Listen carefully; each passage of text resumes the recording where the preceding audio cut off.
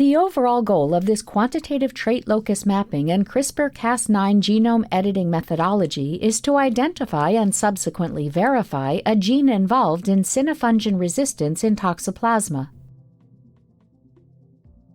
These methods can help answer key questions in parasitology, such as the genetic basis for virulence, pathogenesis, and drug resistance.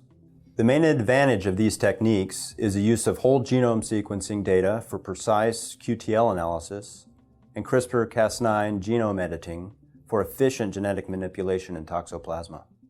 Demonstrating the procedure will be Dr. Robin Powell, a research associate from my laboratory.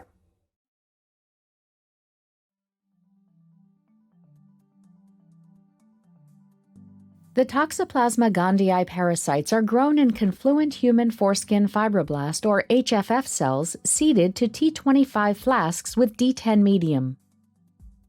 To test individual progeny clones for synfungin resistance, grow each clone to high parasite density until a majority of the parasites begin to lyse the host cells.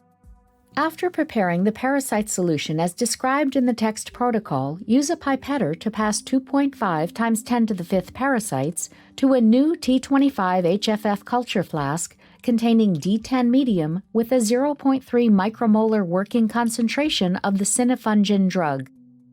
Grow the parasites at 37 degrees Celsius and 5% CO2 for 7 to 10 days. Observe the HFF cell monolayer under an inverted phase contrast microscope and score the progeny for the growth phenotype in synfungin drug. For example, score 0 for no growth and score 1 for growth and lysis of the monolayer.